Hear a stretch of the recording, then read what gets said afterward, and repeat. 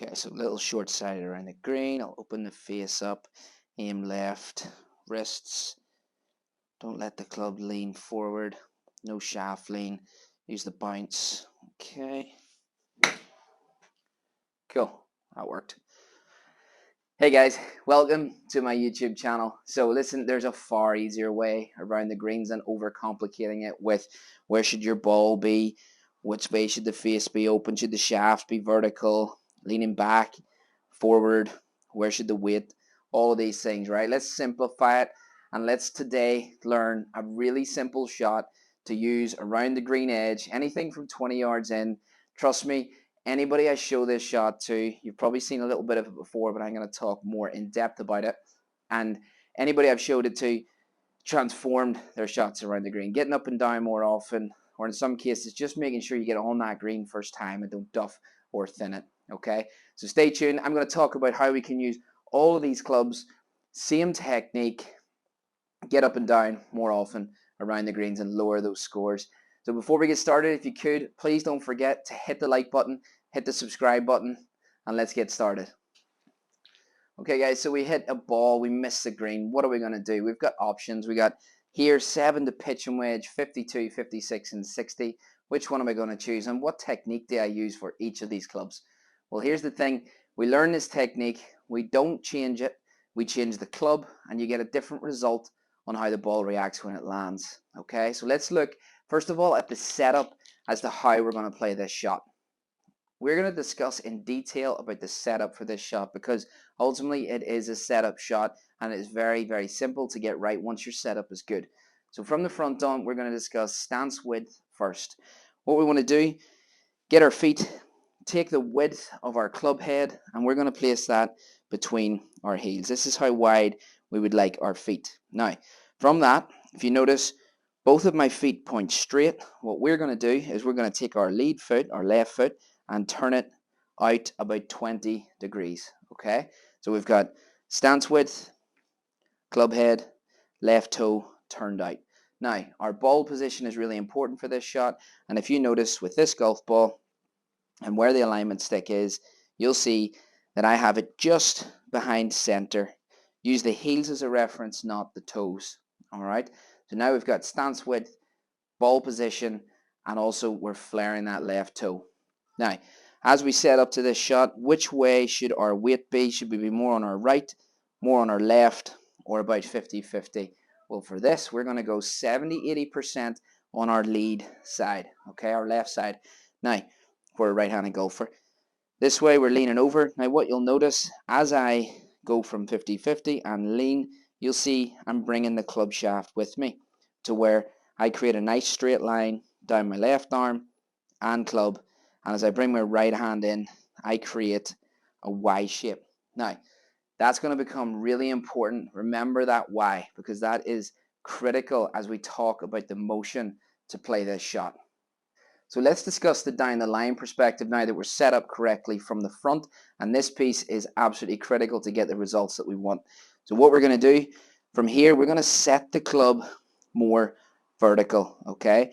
We're not going to put the club on its normal playing angle. We're actually going to put the toe in the ground and raise the heel. This is going to give us what's called toe relief, which will help the club skid through any surface, okay? So we're going to bring this up, toe in the ground, heel off the ground. Now what we're going to have to do here, obviously, is stand much closer. We don't want to be in our normal distance here. We're going to stand much more on top of the ball with this toe in the ground. Now, from this as well, you might feel that the club goes more through the palm rather than in the fingers. That's absolutely fine for this shot because what we're trying to do is reduce and minimize wrist hinge. So having that club more through the palm in this shot, not a full shot, but it can actually be very advantageous here. So toe in the ground, club up, grip runs a little bit more through the palm, and now I have my setup where I'm a lot closer and you can see the shaft nearly vertical. Okay, so 70 left, good stance width, good ball position, and from here I have my Y and I'm going to swing back and through. Really simple. Now, From the front on, let's talk about that why and how we need to keep it intact throughout the entire motion. So now that we've got our setup nailed on from the down the line and face on perspective with the toe in the ground, we're going to talk about why the why is so important. All right, that's a bit of a pun and definitely worth a subscribe, surely. Jokes and everything here, not just helping your golf.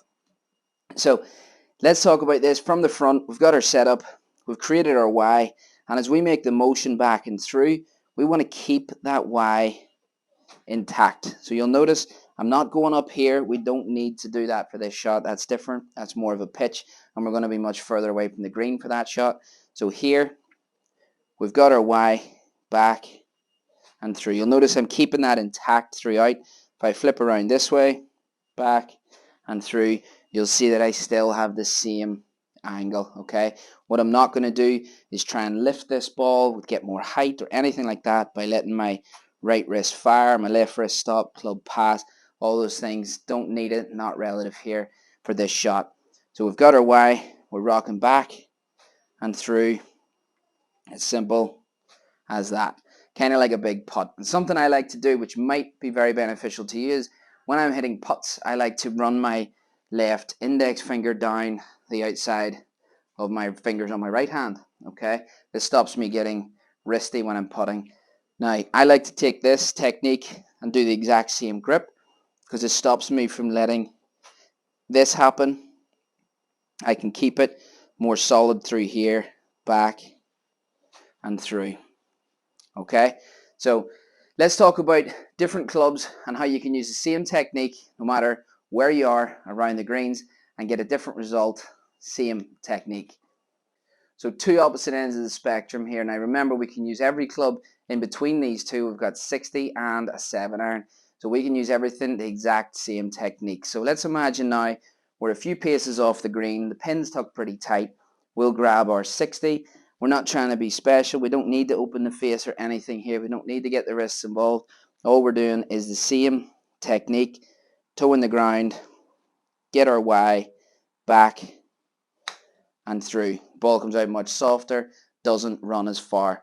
Now let's imagine we missed the green, we're 3 or 4 paces off it, we got a lot of room to run it back to the flag. We don't need to fly it right back there. We can land it on the putting surface with our 7 and the same exact technique. So toe in the ground, good setup from the front, get the Y, rock it back and through. Now that ball will not carry as far and it will run a lot more back to the flag. Okay, so a little bit of practice required on your end to kind of see how these different clubs react with the exact same motion and setup. But honestly, thank you so much guys for watching. Please do try this. I literally believe so much in this shot that it can really simplify anybody's short game and really help you get that ball on the green and give yourself a chance of getting up and down. It doesn't need to be as complicated as where's the ball position, do I need to use bounce, I'm not using bounce now, I'm duffing it, I'm chipping. Doesn't matter. Promise you this shot off any lie will work really well for you. Okay, so let me know in the comments how you get on with this shot. I'd love to hear some good feedback as to how much this has really helped you, as I promise it will. And if you could for me, please don't forget to hit the like button, hit the subscribe button, and I'll see you guys in the next video.